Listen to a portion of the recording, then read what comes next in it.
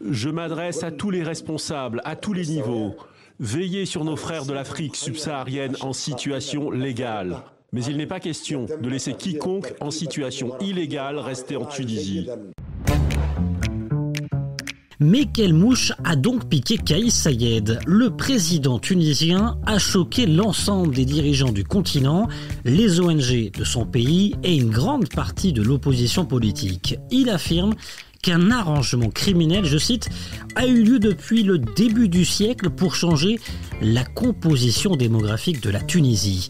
Un grand remplacement serait donc en cours à travers, selon le chef d'État tunisien, l'arrivée massive de migrants subsahariens.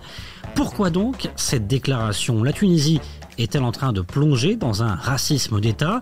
Et sinon, quelles conséquences peuvent avoir ces propos dans la région? Passage au scan. Je suis Landry Benoît, vous écoutez le scan, le podcast actu de Tel Quel. Et ce jeudi 2 mars 2023, je vous propose de parler de migration subsaharienne en Tunisie et au Maghreb après les propos du président tunisien. C'est une interprétation vraiment erronée et infondée.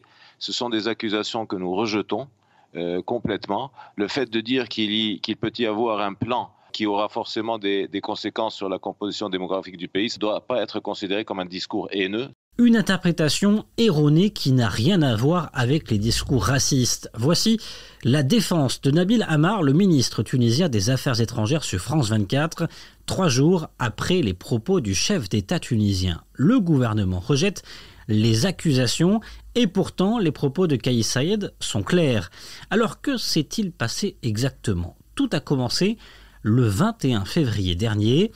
Kais Saied préside une réunion du Conseil de sécurité nationale en présence de son ministre de l'Intérieur.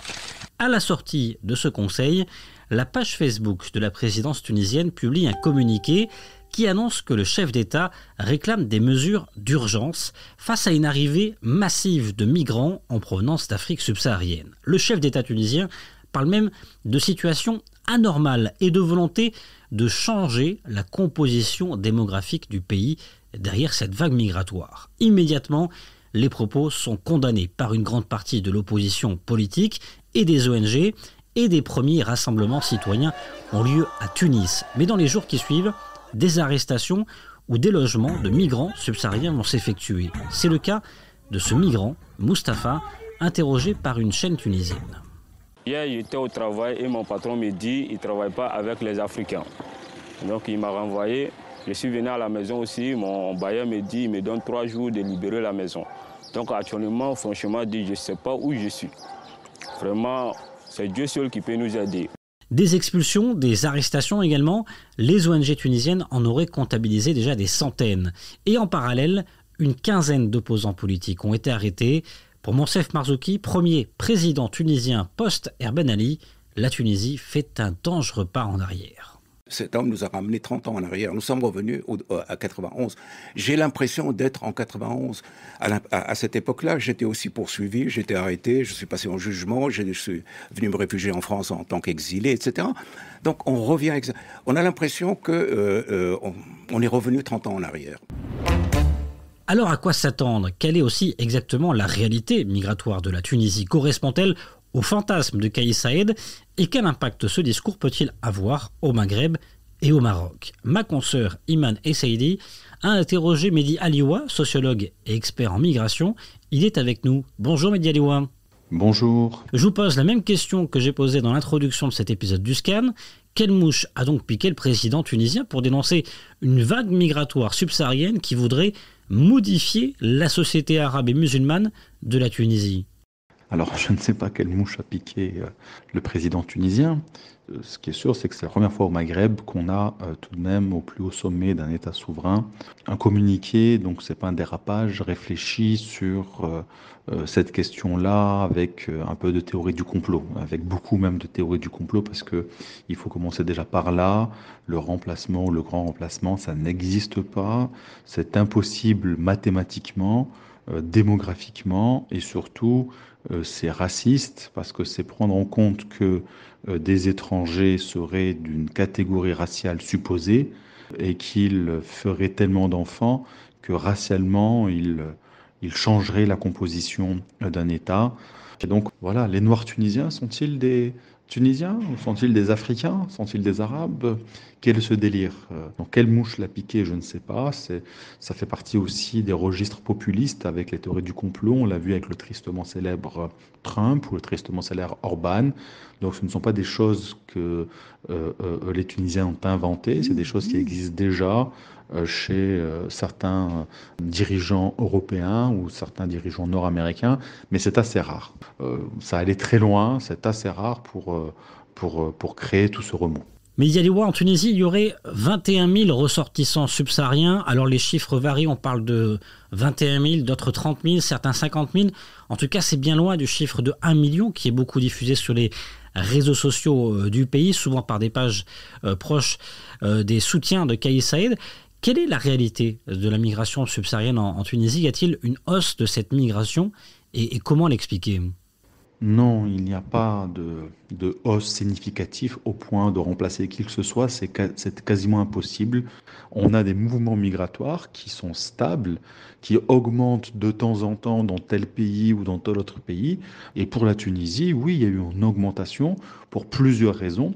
Une des raisons a été aussi les gens qui vivaient en Libye, qui ont dû se réfugier. Du coup, il s'est trouvé un certain nombre de migrants originaires d'Afrique subsaharienne, souvent Afrique de l'Ouest et Afrique centrale, pas l'Afrique sahélienne, parce que souvent il y a des frontières, les gens ont pu rentrer chez eux au Tchad, même si c'était dangereux le sud libyen, ou au Niger, mais d'autres types de migrants qui se sont retrouvés bloqués, qui ont soit essayé de passer en Europe, soit ont cherché refuge en Tunisie, il s'agissait de sauver leur vie. Mais si on doit comparer la Tunisie avec le Liban, ou si on doit comparer la Tunisie avec la Jordanie, ou avec la Turquie, par rapport aux Syriens, on est très en deçà.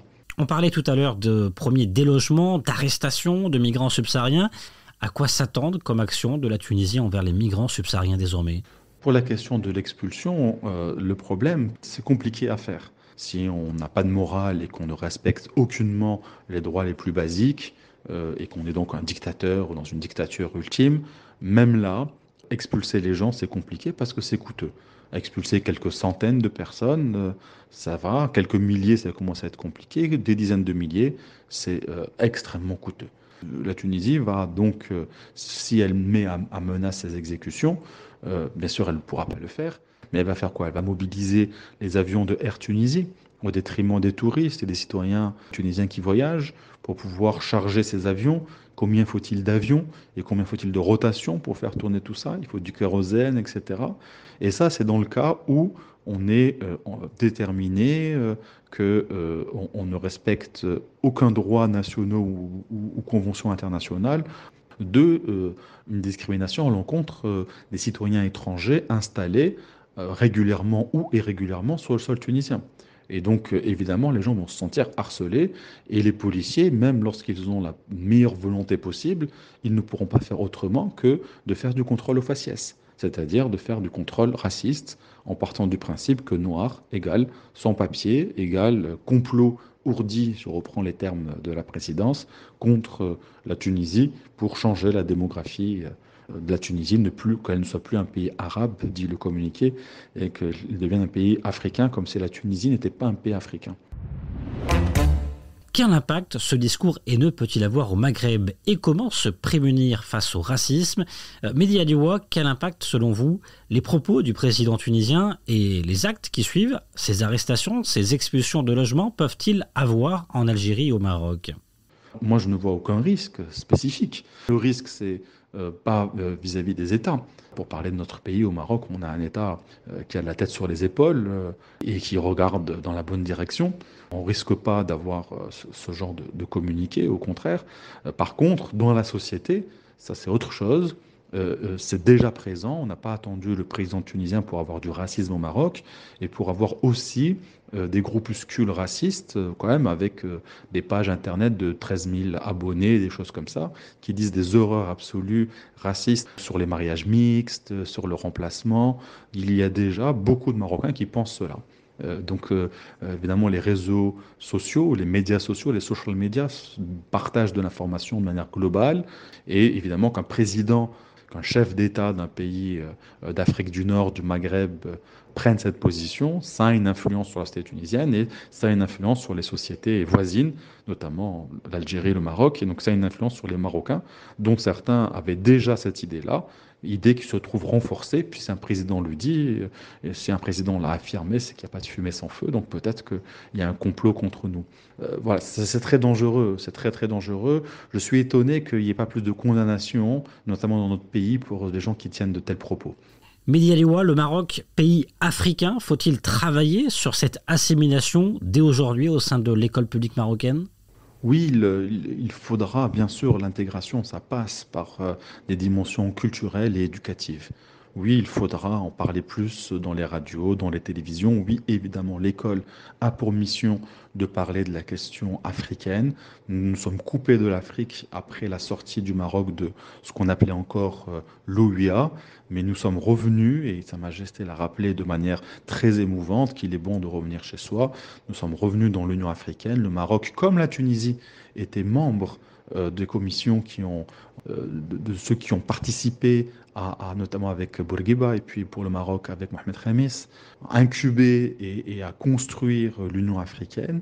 Et le Maroc était en passe de réussir sa politique migratoire en même temps qu'il réussissait son retour en Afrique, en même temps qu'il avait une nouvelle constitution qui rappelait justement non seulement qu'on a un état de droit et qu'il faut respecter les droits humains, mais aussi que nous sommes une société composite, comme disait Paul Pascon, ou en tout cas multiculturelle, c'est le terme que je préfère moi utiliser. Et que donc pour réussir ça, il faut réussir sur tous les plans, notamment le plan éducatif. Merci Mehdi Aliwa, je rappelle que vous êtes sociologue et expert en migration. Et vous, que pensez-vous des propos de Kais Saïed ? Êtes-vous inquiet de répercussions ici au Maroc ? Faites-le nous savoir en partageant cet épisode du Scan sur vos réseaux sociaux avec le hashtag Le Scan et le hashtag tel quel. Le Scan, le podcast d'actualité, c'est fini pour aujourd'hui. Réalisation Adam Al-Arshawi.